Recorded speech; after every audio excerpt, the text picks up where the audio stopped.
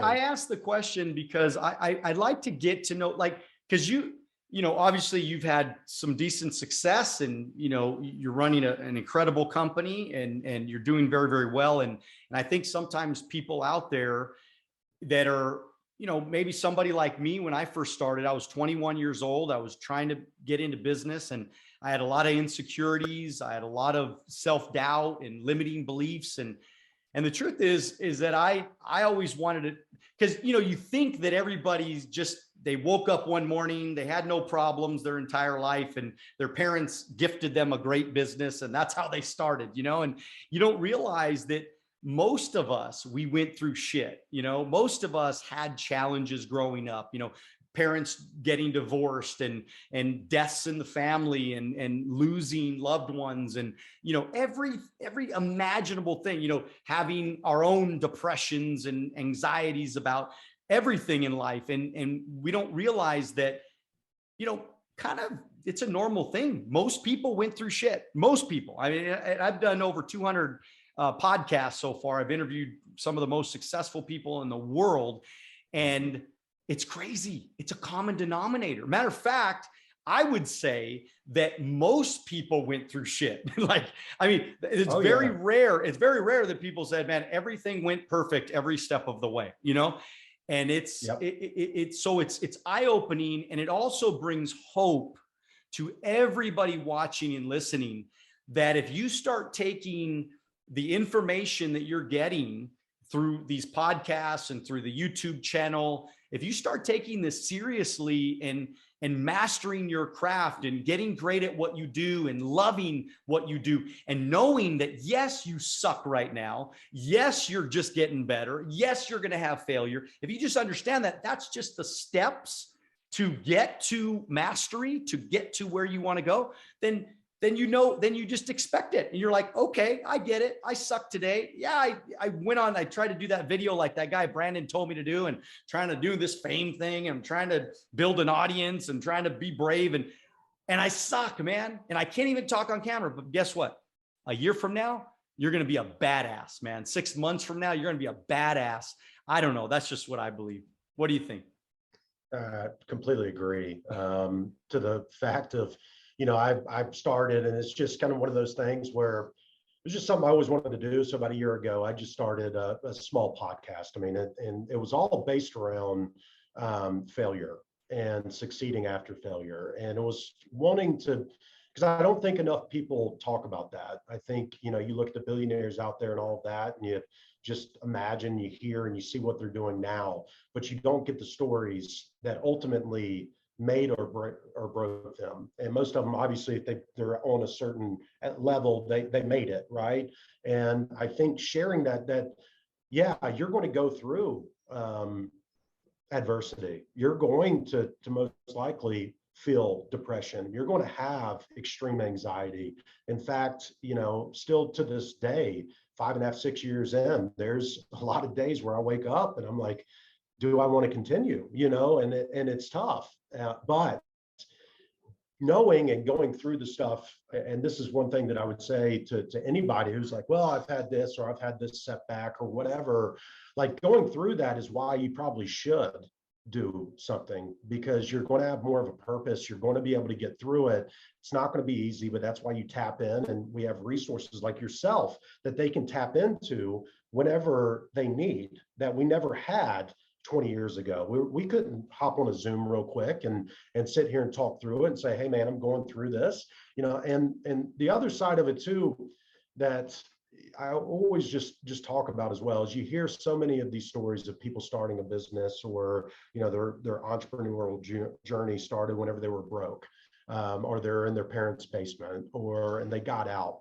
And that's such a common thing. If I went from broke to this, I have a little bit different of a story, that if I go back, and if I were to look back on all the stuff that I've had to go through and how tough it was going to be from time to time along the journey, I don't know if I would have done it the same way I did it. But I was working with a great company, making well over 6 figures, providing, and after we had our first child and realized that I needed flexibility, I needed freedom, and I just wanted to change the course of my family tree. I wanted, I had a little bit of a chip on my shoulder for whatever reason, and still do, but I just wanted to change it, to change the generations that come after me, right?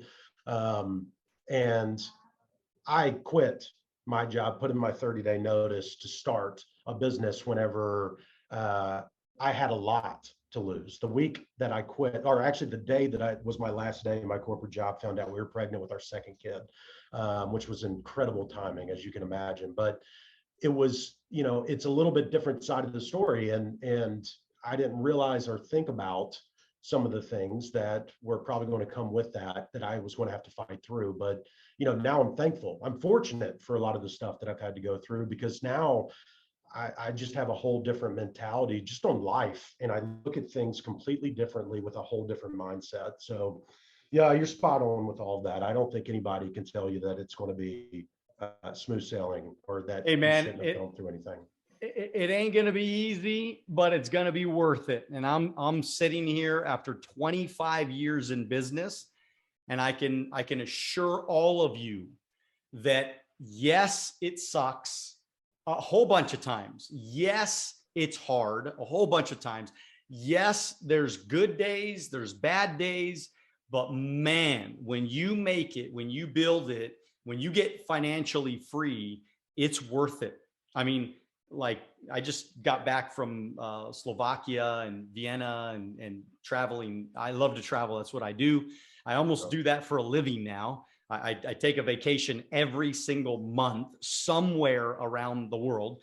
And I just, but that was my dream, man. That's why I killed it, man. For that first, 7 to 10 years, I killed it from 21 to just call it 28, 29, 30 years old. I mean, I was after it every single day. You couldn't catch me doing anything. No major vacations, no major time off. I mean, I was like, I had those blinders on, like they stick on horses, and I had the blinders on, and nobody could get me off my game. And I didn't care about what you thought about me. I didn't care about what was going on in the business. I didn't care about, good or bad. I just knew the goal. I knew the plan, and I knew what I was supposed to do. And I just did it, and even though I hated it sometimes, even though I was scared sometimes to do the things that I did, I always took more risks. I was very, very coachable. I never stopped. And looking back, man, I mean, it really was life-changing for me. And so, hey, look, I want to get to that fame formula. Can you explain what that really means, and what is that? Yeah, so it's pretty simple. I touched on it a little bit before, but going back and really analyzing, and we've partnered with Billy Gina's marketing, if you're familiar with him, and his team. They're based out of San Diego, California. And I got to know Billy about 5.5 years ago, as I was kind of getting started off. And obviously he's grown his brand globally to what it is today. And we really started thinking, obviously my team has worked with hundreds, if not thousands, of businesses in all different industries, markets. And obviously he's worked with thousands as well, and himself. And we've really analyzed, okay, if we take and we really look at what is the common denominator between the ones that had the most success and the ones that didn't. And we really started looking at that side of it. And it comes back, and it regardless of what people want to tell you, as far as like, go out and here's a tactic, here's a hack, here's a strategy, or this is the thing that's going to do it for you this time. We really looked at it, and it comes back to the same thing that has always worked. How we go about doing it now with your phone and the ability to get in front of people a lot faster and a lot more targeted has changed. But the concept, the psychology behind building a brand and building up an audience and building up loyalty is the same as it's always been. And it goes back to just having that omnipresence type approach and continuing to stay in front of the people that matter most to your business. And that means the more often, like I said before, the more places that people see it, the more relevant content that they continue to consume, the more that they see behind the doors and see testimonials, and they see customer stories and how you've changed their life. the more they're going to trust your brand. They're going to have a relationship with you. They are going to feel that you are the answer to what it is they need to solve, what the problems that they need solved. And so we take that kind of concept that has always worked. There's nothing to it. It's just, hey, we're going to go out and we're going to create content that speaks to your audience. We're going to identify who those audiences are, and we are then going to make sure everywhere they go, they continue to see and consume your content. And ultimately, we want them binge watching and consuming it. And the more touch points, the more they just automatically are going to build a relationship between you and your brand. And that's how you become that industry leader. That's how you stop being a secret in your industry, especially to brands that have been doing it without any marketing or advertising, really. If you're looking to grow and scale, you've got to create your own fame formula, and you've got to make sure that you're expanding your message and doing it in a way that continues to build your brand the right way, but builds up that audience, builds up that loyalty, builds up that trust, all while you continue to do what you need to do, whether that's travel, whether that's focus on operations, whether that's, do whatever it is that you're passionate about. And so that's really what it comes down to, is just getting that omnipresence approach and creating content that really builds your brand the way it wants to be, and keep it in front of the right people. And you'll see the changes it's going to make over the first 30, 60, 90, 120 days and scaling beyond that. Thank you for watching our short clips on Alonzo Academy. If you'd like to watch the next short clip, click here. If you'd like to watch the entire podcast, click here.